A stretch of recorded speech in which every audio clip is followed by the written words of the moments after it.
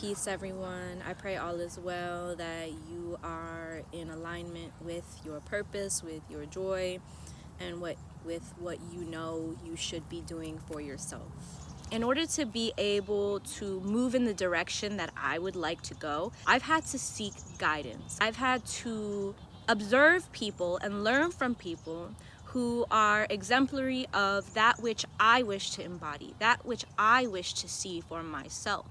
And I will say this again, that is happening right now. It's not going to happen at a later time. It is always going to happen in this moment. How wonderful. I used to teach realistic drawing to students, and I would have maybe 10 to 30 students, and before the class started, I would present them all with a set of principles. And this happened before every class. One of the principles was you cannot draw from your imagination.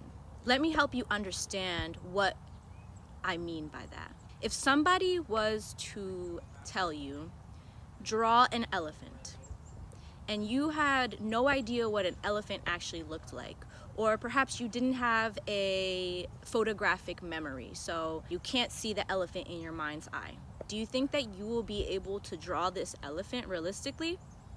No, probably not, right?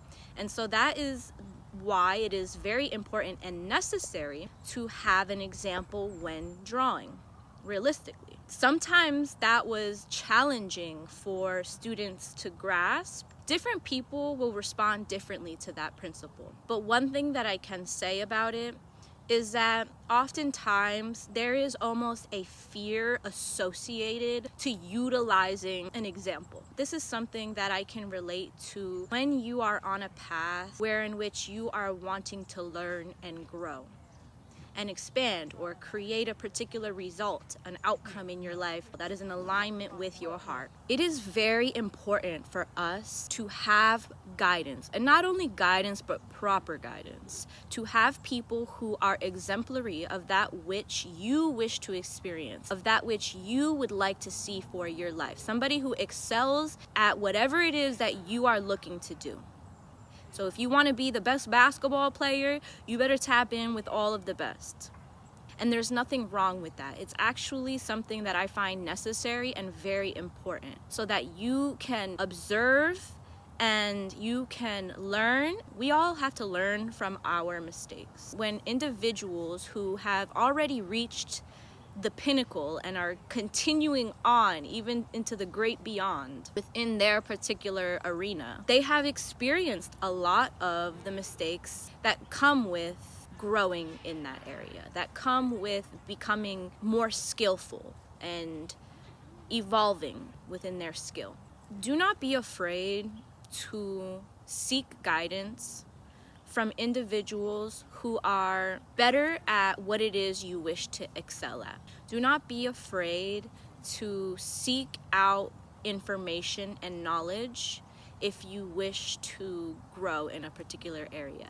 And even aside from experiencing fear, maybe you don't experience fear. Maybe you actually are very open to this. Be sure that you are noticing whether or not that guidance that you are receiving or that you have sought out is actually proper guidance, is something that is reflective of where you actually want to go and what is actually in alignment with your wellness on a fundamental level, and then also on a personal level. So an example of a fundamental level would probably be, I would want to seek out guidance from somebody who is healthy, who actually reflects what I know to be as health. So I don't necessarily want to seek out guidance from somebody who's a chain smoker and who drinks every night and who participates in certain things that I can't get down with. Seeking out the proper guidance, making sure that you are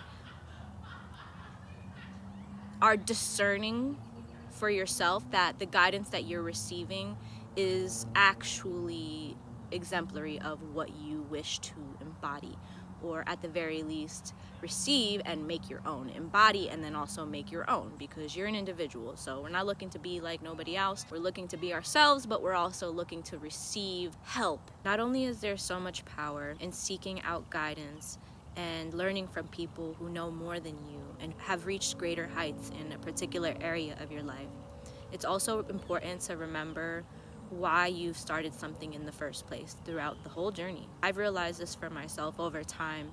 Why I even started doing something in the first place has actually expanded and evolved as I've expanded and evolved.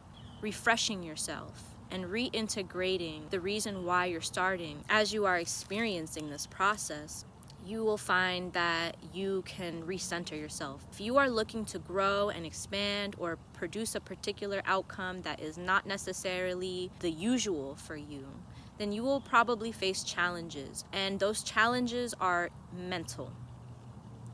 You can look at the obstacles that may present themselves to you, and you can allow those to stop you in your tracks, or you can do something about that. You can do things that will actually empower you to keep going. You might get tired. You might get discouraged. You might feel like giving up. And in those moments, and even just on a day-to-day basis, remembering why will allow you to center yourself and to ground yourself back into your heart center, into your heart space. For example, I did a 7-day fast and I only drank water for 7 days. And that affected me on every level. I had to not only meditate to ground myself, but I had to really just question myself as to why I was doing that. And every time I did that, I felt empowered. I remembered the reasons why. And those reasons are more of the spirit, more of your soul, which will take you out of this physical reality, which can be very limiting. It will bring you back into that space of boundless and limitless potentiality. So I appreciate everyone. I pray that this has been helpful in any way. If you feel like it, hit that like button, subscribe to my channel, share this with somebody you feel might benefit from it. I wish you a beautiful rest of your day, night, life, existence, all that.